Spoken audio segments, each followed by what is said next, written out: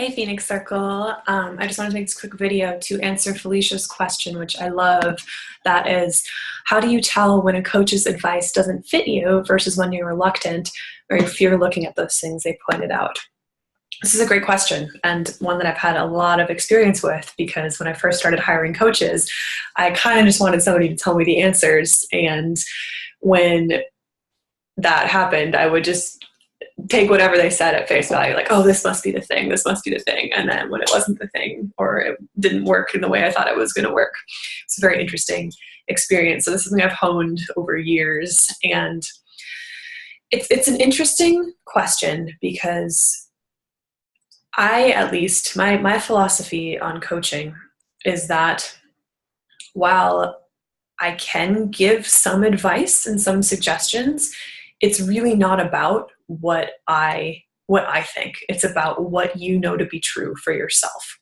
So this is not how everybody coaches. So I want to put that out there, that if you're working with a coach or you're in a program or something that has this is what you're supposed to do, and this is something you need to look at, or this is something you need to pay attention to, or this is what I'm hearing and what you're saying, and you're kind of like, I don't know if that's real for me.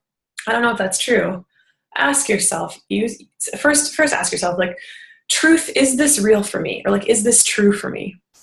And notice what shows up in your energy and in your body. It's an exercise in trusting yourself before trusting somebody else, especially the expert, and knowing that even if somebody has the best intentions, we all have our own points of view. Certain things work better for certain people, and where one thing might work for me, it might not work for you, or it had worked for me in the past.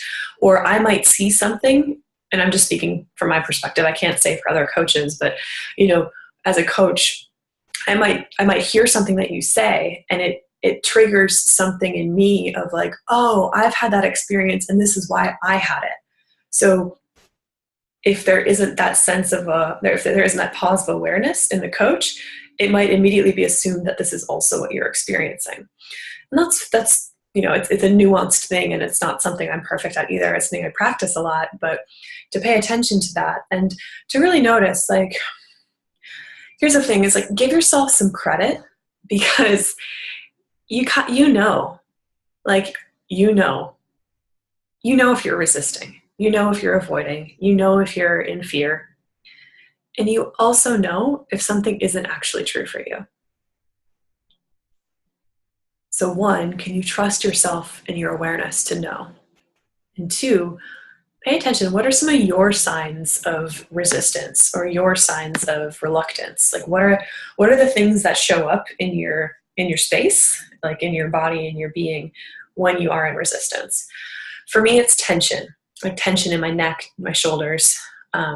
I don't breathe as much. It also can be feeling suddenly kind of confused and foggy in my brain. Sometimes I get really tired. Pay attention. What does reluctance look like for you? If you get defensive at all about what they're saying, pay attention to that too. But also just notice if you're that doesn't actually ring true for me.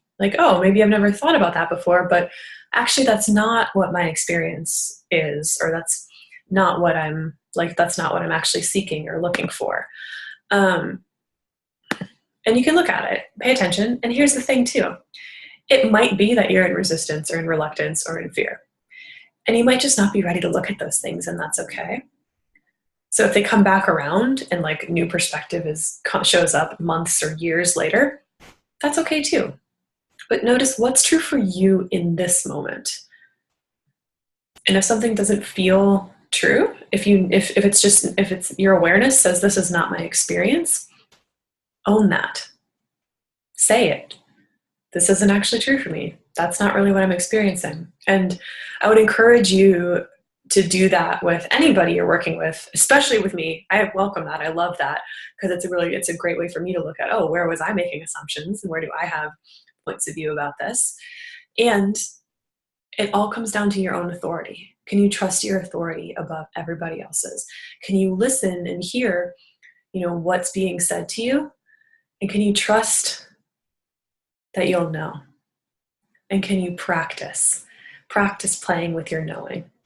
So if something comes up, I'm realizing this video is getting a little longer than I expected, but if something comes up and you go, I don't actually know if that one's true for me, sit with it for like a day or a couple of days. Like bring it back in every once in a while and go, what do I feel now? What do I think now? What am I experiencing now?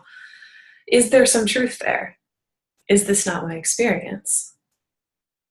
And pay attention. Trust that you know.